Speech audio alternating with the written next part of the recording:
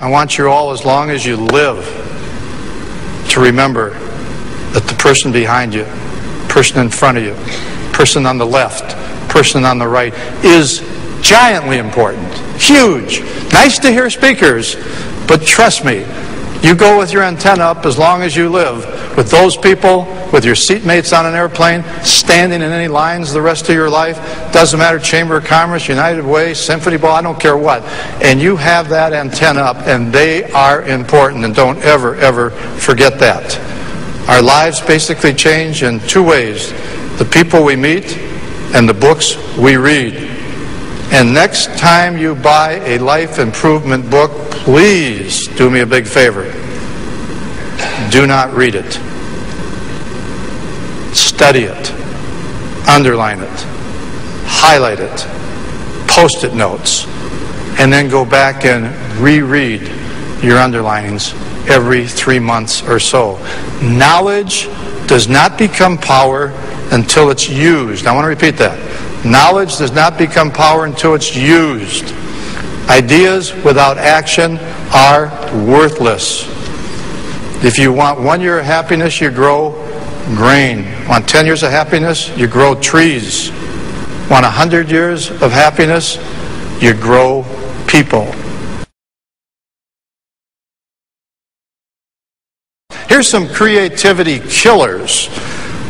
Killers now. Okay, see if you've heard this around the water cooler.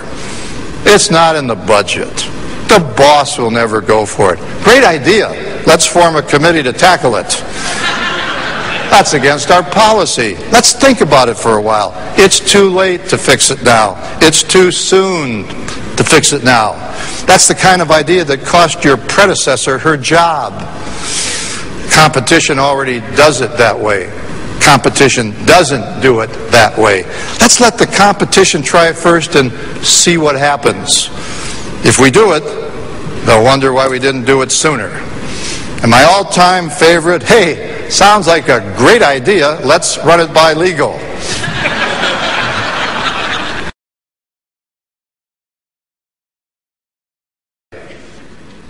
Believe in yourself even when no one else does.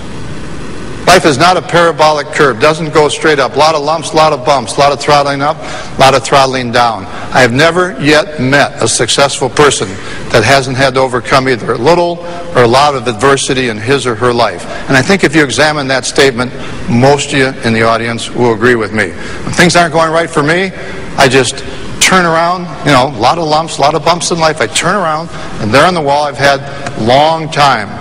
This, probably read it for myself as much as anyone in the audience. You can't hear it enough. And it goes like this when things aren't going right for me. Anytime you feel like quitting throughout your career, you'll remember this story of our people, one of our people. He failed in business in 31, ran as a state legislator, lost in 32. Tried business again in 33 and he failed again. His sweetheart died in 35. He had a nervous breakdown in 36. He was defeated for Congress in 43, defeated again for Congress in 48, defeated when he ran for the Senate in 55, and defeated for the vice presidency of the United States in 56. Ran for the Senate again in 58, and he lost again. This man never quit. He kept trying till the last. In 1860, this man, Abraham Lincoln, was elected President of the United States.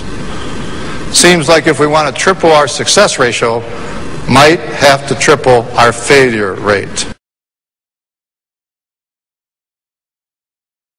It isn't the people you fire who make your life miserable.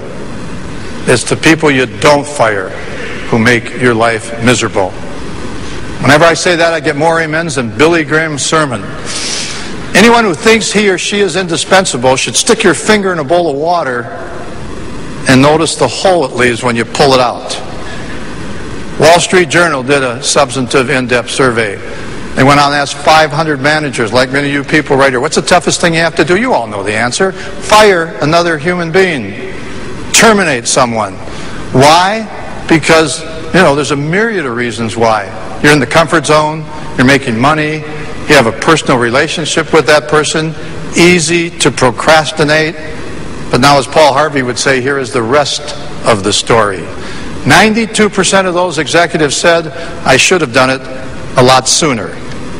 None of them ever said, gosh, I wish I had Paul or Mary back on the payroll. Find something you love to do and you'll never have to work a day in your life. Those are the kinds of persons that you want on your payroll. And you work with them. And if you can't work it out, then boom, they might have to jump to another lily pad. One thing that no one can talk me out of, and this is the following. If you ever, and we have a lot of managers in here, a lot of direct reports, if you ever have to fire another person as long as you live, and he or she is shocked or surprised, guess what? You are a poor manager.